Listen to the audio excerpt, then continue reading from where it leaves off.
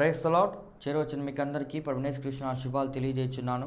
ఈ దినము కొరకు ఏర్పాటు చేయబడిన లేఖన భాగము అపోస్తల కార్యములు 17వ అధ్యాయము 6వ వచనం. అయితే వారు కనబడనందున యాసోనును కొందరి సహోదరులను ఆ పట్టణపు అధికారుల యొద్దకు ఈడ్చుకొని పోయి, భూలోకమును తలకిందులు చేసిన వీరు ఇక్కడికి కూడా వచ్చి ఉన్నారు, యాసోను వీరిని చేర్చుకొని ఉన్నాడు. Praise the lord. దేవునికి స్తోత్రం. హల్లెలూయా, హల్లెలూయా, హల్లెలూయా. స్తోత్రం. మన ప్రభువును ప్రియరక్షకుడును మన కొరకు ప్రాణం పెట్టి తిరిగి లేచి పరలోకానికి వెళ్ళిపోయి అక్కడి నుంచి త్వరగా మనల్ని తీసుకొని వెళ్ళడానికి రాబోతున్నటువంటి నజరేయుడైన యేసుక్రీస్తు దివ్య నామములో టీవీలోను, టీవీ సెట్లోను, యూట్యూబ్లోను ఈ కార్యక్రమాన్ని చూస్తున్న మీ అందరికీ ప్రత్యేకమైన వందనాలు తెలియజేస్తున్నాను. శుభాలు, ఉదయకాలపు శుభాలు తెలియజేస్తున్నాను. Morning greetings. Gideon machine church అనేటువంటి మా స్థానిక సంఘం నుంచి మీకు శుభాలు తెలియజేస్తున్నాను.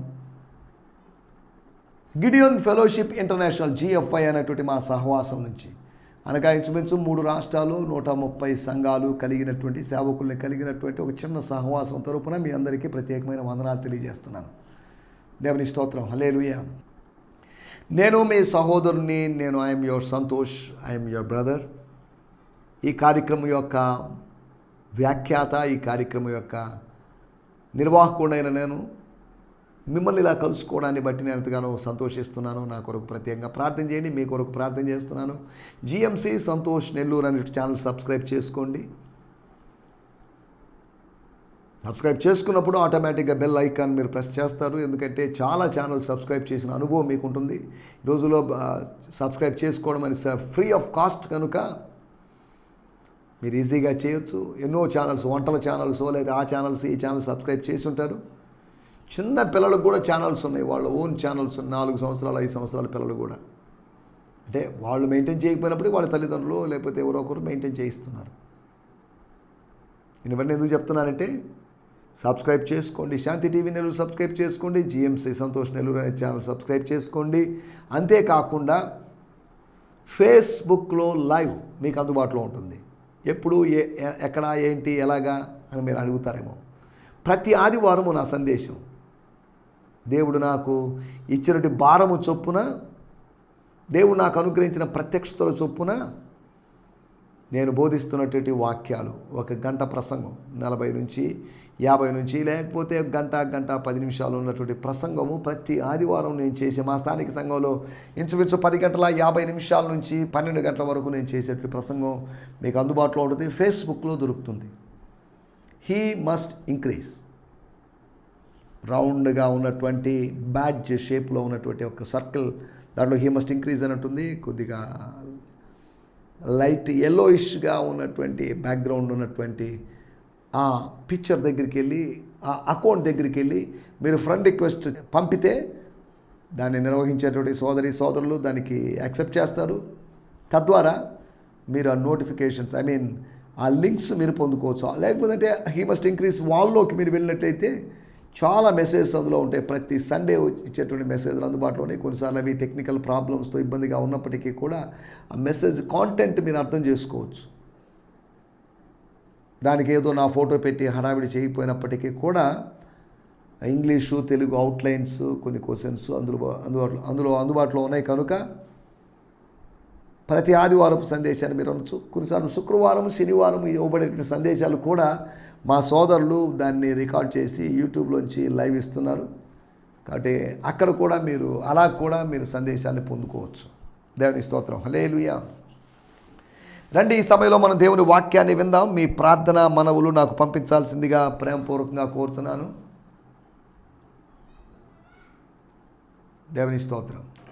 మీ ప్రార్థన రిక్వెస్ట్లు ఉన్నట్లయితే ఈ కార్యక్రమం జరుగుతుండగా మీరేమి పెట్టద్దు, ఏం ఫోన్ చేయొద్దు. కార్యక్రమం అయిపోయిన తర్వాత 8:30 తర్వాత, ఒకవేళ మీరు మార్నింగ్ మిస్ అయిపోతే సాయంకాలం 4 నుంచి 4:30 వరకు, సాటర్డే మాత్రం 3:30 నుంచి 4 గంటల వరకు ప్రసారం అవుతున్నటువంటి ఈ కార్యక్రమం ప్రభు కృపను బట్టి 1500కు పైగా ఎపిసోడ్లు చేయడానికి ప్రభు సాయం చేశాడు. అనగా 4 సంవత్సరాలుగా ఈ కార్యక్రమం చేస్తూనే ఉన్నాం. 2020లో ఆరంభమైంది, 2021, 2022, 2023, ఇప్పుడు 2024, 5th year of our TV programs. 5వ సంవత్సరంలో ప్రవేశించడానికి ప్రభు సాయం చేశాడు. అనగా 49 నెలలు పూర్తి చేసుకోవడానికి ప్రభు సాయం చేశాడు. అనగా 50వ నెలలో మనం ప్రవేశించబోతున్నాం. టీవీ కార్యక్రమాల యొక్క ఇన్ని కార్యక్రమాలు చేయాలంటే చిన్న పనేం కాదు. దేవుడు నాకు అనుగ్రహించిన వనరులను బట్టి, దేవుడు నాకు అనుగ్రహించిన వాటిని బట్టి దీన్ని ఇలా చేస్తూ దాన్ని వాడుకుంటూ ఇలా ముందుకు సాగుతున్నాం. విశ్వాస పరిచర్య ఇది. విదేశీ నిధులు అనబడినవి ఉన్నప్పటికీ కూడా అవి ఇతర సేవకులుగా పంచడానికి సరిపోతుంది. అవి టీవీ కార్యక్రమాలకు వినియోగించే విధంగా విదేశీ నిధులు మన దగ్గర లేవు. ఇక్కడ రాబోయే రోజుల్లో మన వాళ్ళు దీవించబడితే, మా స్థానిక సంఘస్థులు యవనస్తులు ఎవరైనా దీవించబడితే, వారు ఎవరైనా విదేశాలకు వెళ్ళాలని నేను ప్రార్థన చేస్తున్నాను. వారు వెళ్ళి బాగా సంపాదించుకోవాలి, విస్తారంగా సంపాదించుకోవాలి. తద్వారా ఈ మినిస్ట్రీకి ఫైనాన్షియల్గా హెల్ప్ చేయాలనేటువంటి ఆలోచనలో నేనున్నాను. కొంతమంది అక్కడక్కడ నన్ను ప్రేమించి అభిమానించి నా ద్వారా ఆత్మీయంగా దీవించబడిన వాళ్ళు అక్కడక్కడ ఉన్నారు. వాళ్ళు కొన్నిసార్లు నాకు ఆర్థికంగా చేయూతనిస్తున్నారు. కొంతమంది ఫైనాన్షియల్గా వాళ్ళ పేర్లు దయచేసి చెప్పొద్దు అని చెప్పిన వాళ్ళు ఉన్నారు. 5,000, 10,000, 20,000 ఇలా హెల్ప్ చేసిన వాళ్ళు ఉన్నారు. వారిని బట్టి నేను ప్రభు నామాన్ని మహిమపరుస్తున్నాను. ఈ మినిస్ట్రీ అనేది డబ్బు దండుకోవడానికి కాదు. మీరు ఎంతో కొంత ఇవ్వండి, ఇవ్వాల్సిందే అని ఒత్తిడి చేయడం లేదు. మీకు ఒకవేళ ప్రేరేపణ కలిగితే మీరు ఇవ్వండి, ప్రేరేపణ కలగలేదా దట్స్ ఓకే. మన బంధం శాంతి టీవీలో వస్తున్న ఈ కార్యక్రమాలను బట్టి ఏర్పడిన బంధం ధనబంధం కాదు, కానీ దైవికమైన బంధంగా ఉండాలి. మీరేదో ఇస్తున్నారు, మేమేదో చేస్తున్నాం, మీకేదో అనే కాకుండా ఇది దైవికమైన బంధంగా ఉండాలి అనేది నా యొక్క ఆలోచన. It should be a spiritual relation. దైవికమైన బంధం మాత్రమే చివరి వరకు నిలుస్తుంది. ధనబంధము, భౌతికమైన బంధాలు చివరి వరకు నిలవు. అక్కడక్కడ కొంతమంది కార్పొరేట్ సేవకులు కూడా మేము ఇంత మీటింగ్ ఖర్చు పెట్టి ఇన్ని లక్షలు ఖర్చు పెట్టాం, మీరు ఇవ్వండి, నేను ఒకవేళ మీ ఇంటికి వస్తే మీరు ఇస్తారు కదా, అలాగే మీ పట్టణానికి వచ్చాను కాబట్టి, మీ ఊరికి వచ్చాను కాబట్టి నాకు డబ్బులు ఇవ్వండి అని బెగ్గింగ్ చేస్తున్నటువంటి కార్పొరేట్ సేవకులు ఉండడం చాలా విచారకరమైన విషయం. ఈ మధ్యకాలంలో నా స్నేహితులు ఒకరు ఒక ప్రాంతానికి వెళ్ళారు. నేను పేర్లు అవి చెప్పను, కానీ వెళ్ళి ఏంటి ఎక్కడ ఎలా ఉంది ఏంటి ఏం లేదంతా జస్ట్ బిజినెస్ హబ్ అంతవరకు. బిజినెస్, పుస్తకాలు అమ్ముకుంటున్నారు, అమ్ముతున్నారు, ఇట్స్ ఎ బిజినెస్ అని చెప్పడం జరిగింది. దేవుని మందిరము వ్యాపారపు టిల్లుగా మారింది, దొంగల గోగా మారింది. దయచేసి గమనించండి, మన మందిరాల్లో వేలంపాటలో వ్యాపారపు అనుభవాల్లో దొంగల గుహ అనుభవాలు మన దగ్గర ఉండకూడదు. Let the church of God be the church of God. It should not be a house of business. It should not be a den of thieves. బందిపోట్లు దొంగల్లాగా కత్తులు గిత్తులు పెట్టుకొని మీసాలు గళ్ళలుంగి కట్టుకొని అటువంటి వాళ్ళని ఉద్దేశించి కాదు, దోచుకుంటున్నటువంటి, అన్యాయంగా దోచుకుంటున్నటువంటి పనివాడు జీతానికి పాత్రుడే, పనివానికి జీతానికి పాత్రుడే అని చెప్పేసి, పనివాడు ఆహారమును కూడా పాత్రుడే అని చెప్పేసి విశ్వాసులను అదే పని పదే పదే అడిగి వాళ్ళకి రానటువంటి, వాళ్లకు కలగని ప్రేరేపణను మనం కలిగించడం తప్పు. అందుకని ఈ కార్యక్రమంలో ఎక్కడ ఫోన్పే, గూగుల్ పే నంబర్లు ఏవి పెట్టడం లేదు. ఒకవేళ మీరు ఇవ్వాలనుకుంటే ఇవ్వచ్చు, మీరు ఇవ్వాలి అన్నదాన్ని నేను అడ్డుకోవడం లేదు. కానీ అదే సమయంలో వీటిని చూపించి ఇంకా ఏంటిదంతా బిజినెస్ అని అన్ని జనులు భావించకూడదు అనేది నా యొక్క ఉద్దేశం. దేవుడు ఇస్తాడు, ఇది దేవుని యొక్క పరిచర్య. ఇప్పటివరకు 4 సంవత్సరాలు ఎలా జరిగిందో నాకే ఆశ్చర్యకరంగా ఉంది. నా దగ్గర డబ్బులుండి నేను చేయలేదు, డబ్బులు లేవు, అయినప్పటికీ దేవుడు ఇస్తున్నాడు. యెహోవా ఈరే. యెహోవా ఈరే అనేటువంటి ఆయన అబ్రహాముకే కాదు, మనకు కూడా యెహోవా ఈరే. అబ్రహాము కుమారుడైన దావీదు కుమారుడైన యేసు క్రీస్తు యొక్క సేవకులమైన మాకు కూడా ఆయన యెహోవా ఈరే. సరే, యెహోవా ఈరే అనేటువంటి ఆ ప్రొవైడింగ్ నేచర్కి నేను గుడ్ బై చెప్తాను. ఒక 10 centuries, లేకపోతే 10 దశాబ్దాలు, 10 శతాబ్దాలు, లేకపోతే 1000 సంవత్సరాలు అని దేవుడు అనుకోవడం లేదు. He want to supply, he want to give. మనం అప్లై చేసుకుంటే దేవుడు మనకు సప్లై ఇస్తాడు. కానీ దేవుడు మనకి ఇస్తాడు, ఇవ్వాలి. మన కుటుంబానికి, మీ పిల్లల స్టడీస్కి కావాల్సిన దేవుడు ఇవ్వాలి. మీ పిల్లల స్టడీస్కి కావాల్సిన లోన్స్ ప్రభుత్వం ద్వారా, లేకపోతే అధికారుల ద్వారా, బ్యాంక్స్ ద్వారా మీకు అవి శాంక్షన్ కావాలి. దేవుని స్తోత్రం, హల్లెలూయా. ఈ మధ్య కాలంలో ఒక పాస్టర్ గారితో మాట్లాడడం జరిగింది. వారి కుమార్తె పాపము ఎక్కడో దూరంగా చదువుతుంది. నిజంగా చాలా సంతోషపడ్డాను. ఒక పాస్టర్ గారి కుమార్తె దూర ప్రాంతాల్లో మిసౌరీ ప్రాంతంలో తను ఎంఎస్ చేస్తుంది. అలా మన పిల్లలు దూరదేశాలకు వెళ్ళాలి, చక్కగా చదువుకోవాలి, వాళ్ళు సెటిల్ కావాలి, మంచి భవిష్యత్తు కలిగిన వాళ్ళుగా ఉండాలి. పాస్టర్లంగా మేము కష్టపడ్డప్పటికీ కూడా మా నెక్స్ట్ జనరేషన్ అయితే మా పిల్లలు లేకపోతే మా స్థానిక సంఘ విశ్వాసులు అనబడినట్టు వాళ్ళెవరు ఫైనాన్షియల్ ల్యాక్లో ఉండకూడదు, సమృద్ధిని అనుభవించాలి. దేవుని స్తోత్రం. అపోస్తలుడైన పౌలు చెప్పిన మాట, నేను ఒక మాట మీకు గుర్తు చేస్తాను, అప్పుడప్పుడు నేను చదువుకుంటూ ఉంటాను. మొదటి కొరింథీయులకు రాసిన పత్రిక 4వ అధ్యాయంలో 8వ వచనం. స్తోత్రం. 1 Corinthians 4:8 ఇది వరకే మీరేమీ కొదవలేక తృప్తులైతిరి. Very good. ఇది వరకే ఐశ్వర్యవంతులైతిరి. మమ్మను విడిచిపెట్టి, అపోస్తులమైన మమ్మల్ని, సేవకులమైన మమ్మల్ని విడిచిపెట్టి మీరు రాజులైతిరి. అవును, మేమును మీతో కూడా రాజులమగునట్లు మీరు రాజులగుట నాకు సంతోషమే కదా. ఆయన చెప్తున్న మాటలు చూడండి. మీరు రాజులగుట నాకు సంతోషమే కదా. మనల్ని రాజులైన యాజక సమూహంగా చేశాడు, దాని గురించి కాదనుకుంటాను ఇక్కడ మాట్లాడేది. 1 కొరింథీయులకు రాసిన పత్రిక 1వ అధ్యాయంలో అంటాడు, 5-6 వచనం. Oh I know you already have all you need. మీకు కావాల్సినవి మీకు ఉన్నాయని నేను భావిస్తున్నాను. The Greek text uses a metaphor of overfed farmyard animals. They are stuffed with self-importance. Since when did you become so content and rich without us? You have already crowned yourself as royalty, reigning on your thrones, leaving us lowly apostles far behind. How I wish indeed that you really were reigning as kings already, for that would mean we would be reigning as kings alongside of you. దేవుని స్తోత్రం. మనం ఇక్కడ రాయబడినటువంటి మాటలు మనం చూస్తున్నాం. మమ్మల్ని విడిచి మీరు ఐశ్వర్యవంతులు అయితేనే పర్లేదు. పాస్టర్లను విడిచి విశ్వాసులు ఐశ్వర్యవంతులు అయ్యారా? దేవుని స్తోత్రం. పాస్టర్లు విశ్వాసులు కలిసి చేసేటువంటి ఈ భౌతిక జీవన యాత్రలో కొంతమంది భౌతికంగా ధనవంతులు అవ్వడం తప్పేం లేదు. కొంతమంది ధనవంతులు కావాలి, కొంతమంది దరిద్రులు కావాలి, కొంతమంది ఆత్మీయ ధనవంతులు కావాలి, అలాగని ఆత్మీయ దరిద్రులు ఎవరు కాకూడదు. సరే, దేవునికి స్తోత్రం. రండి మనం ఈ సమయంలో దేవుని వాక్యాన్ని ధ్యానించుకుందాం. మనకు సమయం ఇప్పటికే ఎక్కువైంది కనుక మనకి ఇంకా కొద్ది సమయం ఉంది. నిన్నటి ఎపిసోడ్లో మనము అపవాది అనుచరుల యొక్క అపజయాలు, the failures of devil's followers, Satan's followers అన్న దాని గురించి మనం మాట్లాడుకున్నాం. చేసినటువంటి తర్కాలు, బల్లగుద్ది వాదించిన విధానాలు, తర్కజ్ఞానము విఫలమైపోయినటువంటి సందర్భం, చేసిన ప్రయత్నాలు విఫలమైపోయినటువంటి సందర్భం. మూడోది పుట్టించినటువంటి డిస్టర్బెన్స్, న్యూసెన్స్, అది విఫలమైపోవడం. అంతేకాకుండా చేసినటువంటి అపహాస్యము ఫెయిల్ కావడం అనేటువంటి విషయాల గురించి మనం మాట్లాడుకోవడం జరిగింది. అనగా మన ప్రయత్నాలన్నీ సఫలం కావాలని లేదు, మన తర్కాలన్నీ సఫలం కావాలని లేదు, మన అపహాస్యాలన్నీ విజయాలుగా మారాలని లేదు. అవి అనేక సందర్భాలు అపజయాలుగా మారవచ్చు. మనమనే కాదు, ఇతరులు అన్యజనులు లేపేటువంటి కలవరము అది విఫలమైపోయే అవకాశం ఉండొచ్చు. వీటి గురించి మనం మాట్లాడుకున్నాం. ఫెయిల్యూర్స్లో నుంచి గ్రేట్ సక్సెస్లోకి, ఫెయిల్యూర్స్ని మనం స్టెప్పింగ్ స్టోన్స్గా మార్చుకొని గొప్ప విషయాల్లోకి రావాలని మనం ప్రోత్సహించబడుతున్నాం. కాబట్టి అపవాది అనుచరులకు వాళ్ళ యొక్క శీలము అపజయశీలము, మనది జయశీలము. అనగా మనం గెలిచేటువంటి తత్వం.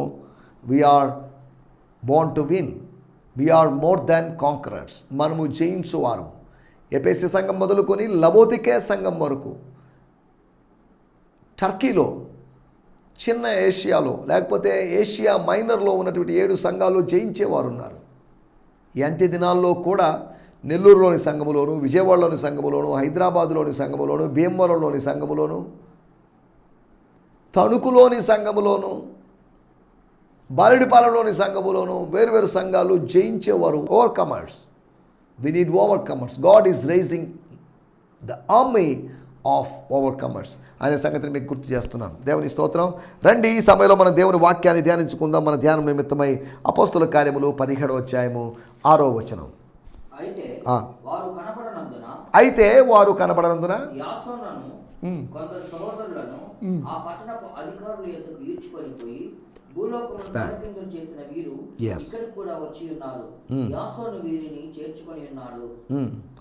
When they could not find Paul and Silas, they took Jason instead, along with some of the brothers, in his house church and dragged them before the city council. Along the way they screamed out, "Those troublemakers who have turned the world upside down have come here to our city." మన పట్టణానికి, ఈ తెస్సలోనిక పట్టణానికి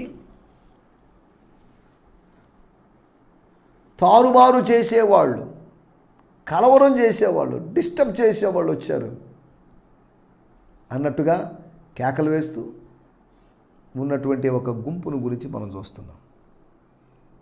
దేవుని స్తోత్రం. మన title చూడండి, సువార్త పక్షమున చేయాల్సినవి. సువార్త పక్షాన ఏం చేయాలి? What we have to do on behalf of the gospel of Jesus Christ. Yesu ప్రభు యొక్క రక్షణ సువార్త, రాజ్య సువార్త పక్షాన మనం ఏం చేయాలి? ఏదైనా చేయాలా? Yes, we have to do something. మనము సువార్తను వినాలి. ఎస్, మనము సువార్తను విశ్వసించాలి. మనం సువార్తను ప్రకటించాలి. మనము సువార్త పక్షమున వాదించాలి. మనము సువార్త పక్షాన శ్రమ పడాలి. ఇన్ని విషయాలు ఉన్నాయి. సువార్త వినడం, సువార్త విశ్వసించడం, సువార్తను ప్రకటించడం, సువార్త పక్షాన వాదించడం, సువార్త పక్షాన శ్రమ పడడం, 5 పనులు మనం చేయాలి. సువార్త అంటే దేవుని వాక్యం, అనగా దేవుడు, అనగా దేవుని పక్షాన జరిగినటువంటి పనులు.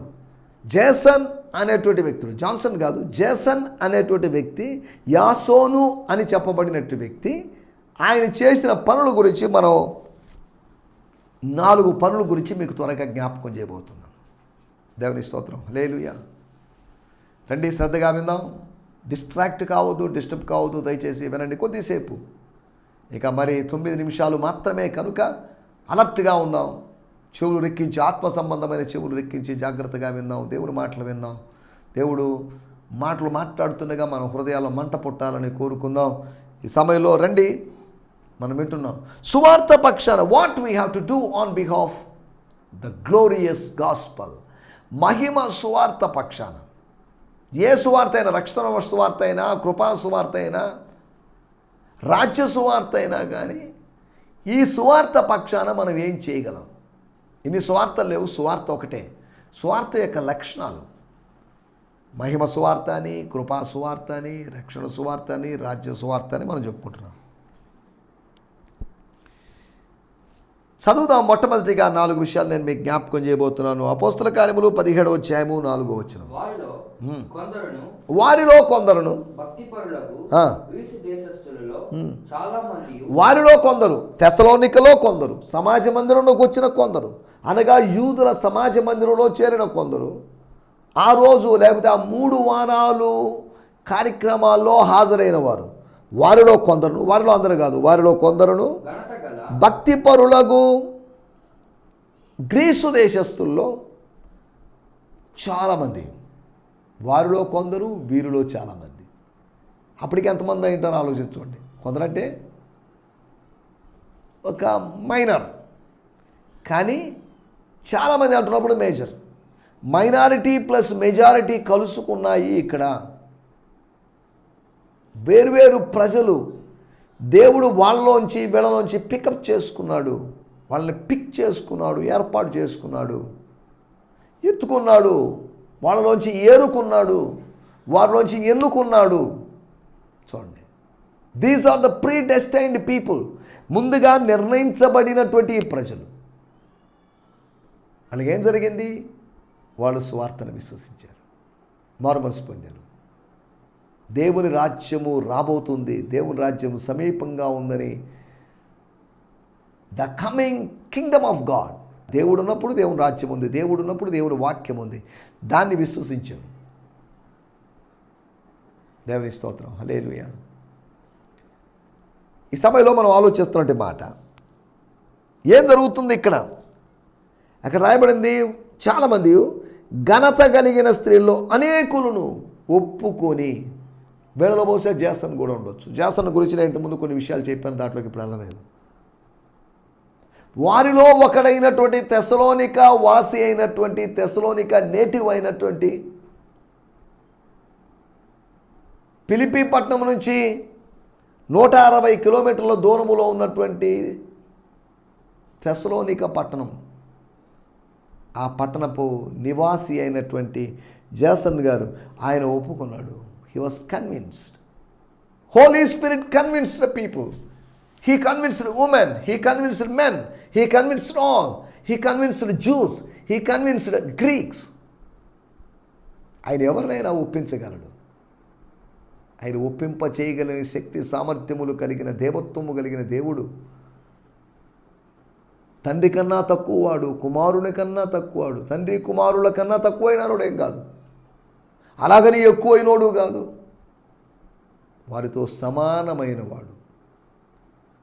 ఈ ముగ్గురులో ఎవరు తక్కువ కాదు, ఎవరు ఎక్కువ కాదు. They are all same.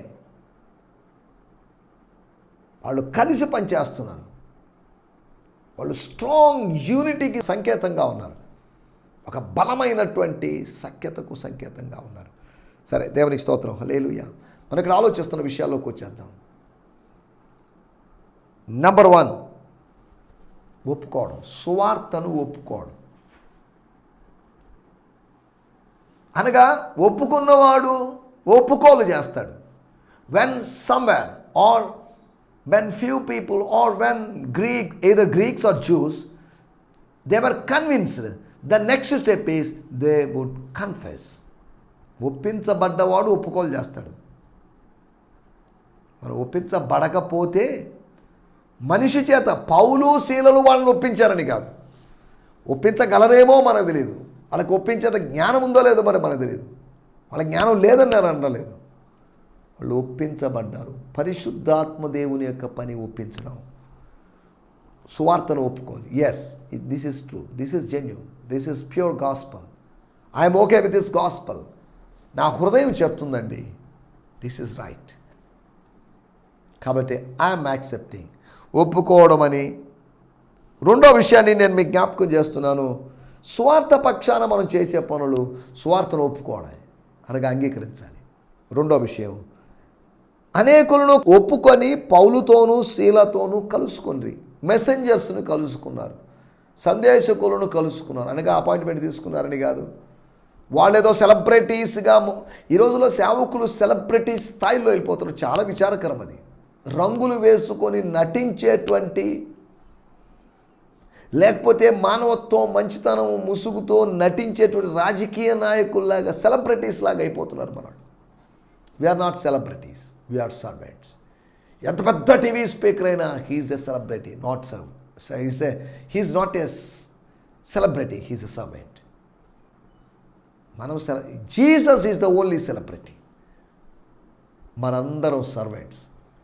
Corporate pastors కూడా, వేల మంది వచ్చిన మెగా చర్చ్ పాస్టర్స్ అయినా they are servants, not celebrities. దేవుని స్తోత్రం, హల్లెలూయా. ఈ సమయంలో మనం ఆలోచిస్తున్నట్టు మాట ఏంటంటే, రెండో విషయం, కలుసుకున్నారు. సహవాసం, సువార్త పక్షాన సహవాసం చేయాలి. సువార్థికులతో సహవాసం అంటే పాస్టర్లతోనూ, ప్రవక్తలతోనూ, అపోస్తులతోనూ సహవాసం చేయొద్దని కాదు నా మాట యొక్క ఉద్దేశం. The fellowship. Gospel should lead us to fellowship. వారు విన్నవారితో కలిసి ఉండలేదు కనుక హెబ్రీ పత్రిక 4వ అధ్యాయం ఉంది.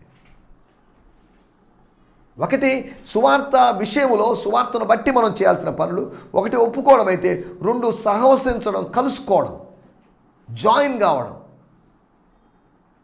వాళ్ళ అభిప్రాయాలతో 100% ఏకీపించడం అని కాదు. మళ్ళీ గాస్పల్లోంచి, జనరల్ గాస్పల్లోంచి, సాల్వేషన్ గాస్పల్లోంచి హైపర్ గ్రేస్ అనేటువంటి థీరీస్లోకి వెళ్ళారనుకోండి, అది వేరే విషయం. దాంట్లో లేకపోతే ప్రాస్పరిటీ గాస్పల్ అనబడిన గాస్పల్లోకి వెళ్తే ఈ అంత్యకాలపు విచిత్రమైన సువార్తలు వచ్చే వాటిలోకి వెళ్ళలేదు. మూడో విషయాన్ని నేను మీకు జ్ఞాపకం చేస్తాను. 17వ అధ్యాయము 5వ వచనం. అయితే ఆ. యూదులు మత్సరపడ్డారండి. వాళ్ళకి ఇదే పని. పనిపాటు అనగా శరీర సంబంధమైనటువంటి అనుభవాల్లోకి, శరీర క్రియల అనుభవాల్లోకి వెళ్ళిపోయారు. పని పాటలు లేక తిరుగుకొందురు. ఆ, దుష్టులను వెంటబెట్టుకొని కొందరు దుష్టుల్ని, మత్సరపడిన వాళ్ళు దుష్టుల్ని వెంట పెట్టి వాళ్ళకు ఆ సహవాసం ఫైండ్ అవుట్ చేశారు. వాళ్ళని వెంట పెట్టుకొని గుంపు కూర్చి ఆ, పట్టణమెల్ల అల్లరి చేయుచు పట్టణమెల్లా తెస్సలోనిక పట్టణం మొత్తం అల్లరి చేస్తూ, అరుస్తూ, కేకలేస్తూ, రచ్చ చేస్తూ, రగడ చేస్తూ యాసోను ఇంటి మీద పడి, వారిని జనుల సభ యొద్దకు తీసుకొని వచ్చేటకు ఇంటి మీద పడ్డం ఏంటంటే బుద్ధి లేని పనులు, ఇంటి మీద దాడి చేయడం ఏంటి, భౌతికమైన దాడులు ఏంటి ఆలోచించాలి. ఈ పరిచర్య ఆత్మ సంబంధమైనప్పుడు ఆత్మ సంబంధమైనటువంటి దాడి లేదా ఎదురు దాడి, డిఫెన్స్ లేకపోతే అఫెన్స్. ఇప్పుడు వాళ్ళు ఇంటి మీద పడ్డారట, ఇంటిని డ్యామేజ్ చేసి ఉండొచ్చు. చూడండి, సేవకుల మీద లేకపోతే ఇంట్లో వాళ్ళ మీద, చేర్చుకున్న వాళ్ళ మీద దాడి చేయలేక ఇంటి మీద దాడి చేస్తున్నారట. ఇంటి మీద పడి చూడండి, ఆదికాండం 19వ అధ్యాయంలో సొదొమ వాళ్ళు ఇలా పడ్డట్టుగా పడ్డారు. వాళ్ళకి దేవుడు కనుమొప్పు కలుగు చేశాడు, వీళ్ళకి కూడా కనుమొప్పు అయింది, అది వేరే విషయం. వీళ్ళకి ఆత్మీయ కనుమొప్పు అయింది. మూడో విషయము, వాళ్ళు ప్రయత్నం చేశారు అంటే దాని అర్థం వాళ్ళు పోరాడారు, వాళ్ళు ప్రతిఘటించారు, వాళ్ళు అపోజ్ చేశారు, రెసిస్ట్ చేశారు. No, why should we come to your officials? మీ అఫీషియల్స్ దగ్గరికి మేమేదో వాళ్ళని చేర్చుకున్నాం, సో వాట్? వాళ్ళు కనబడలేదని మా మీద దాడి చేయడం ఏంటి? చూడండి, వాళ్ళు ప్రతిఘటించారు. సువార్త పక్షాన ప్రతిఘటించాలి, అపోజ్ చేయాలి మనం. నాలుగో విషయం నేను చెప్పి ముగిస్తాను. 17వ అధ్యాయం 6వ వచనంలో రాయబడింది, ఆ చివరిలో రాయబడింది, యాసోను వీరిని చేర్చుకొని ఉన్నాడు. చేర్చుకోవడం తప్పే ఉంది? చేర్చుకోవడం అదే పాపమేం కాదు కదా. ఎవరిని చేర్చుకున్నాడు? సువార్థికులను చేర్చుకున్నాడు. అపోస్తలుడైన పౌలుని, శీలాని చేర్చుకున్నారు. అనగా ప్రేమించారు, అనగా సువార్త నిమిత్తం ఖర్చు పెట్టడానికి they are willing to spend for gospel. సువార్త కోసం ఖర్చు చేయాలి, సువార్త కోసం మనం వనరులు ఇవ్వాలి, సువార్త కోసం సాక్రిఫైస్ చేయాలి. కాబట్టి సువార్త నిమిత్తం, సువార్తను బట్టి ఒప్పుకోవాలని, కలుసుకోవాలని, అంతేకాకుండా పోరాడాలని, ప్రేమించాలని మనం 4 విషయాలు అలాగా సువార్త పక్షాన పనులు చేయడానికి ప్రభు మనందరికీ సహాయం చేయనుగాక. ఆమేన్. హల్లెలూయా, హల్లెలూయా. ఈ సందేశము మీకు ఆశీర్వాదకరంగా ఉందని నమ్ముచున్నాము. ప్రార్థన అవసరతల కొరకు మమ్మల్ని సంప్రదించవలసిన మా చిరునామా గిద్యోన్ మిషన్ చర్చ్, 6వ వీధి, శాంతినగర్, నెల్లూరు 4, ఆంధ్రప్రదేశ్. పిన్ 524004. మా ఫోన్ నంబర్లు 7036443613 మరి ఒక నంబర్ 9392293010. మా ఈమెయిల్ ఐడి gfihmi2015@gmail.com. దేవుడు మిమ్మును ఆశీర్వదించునుగాక. ఆమేన్.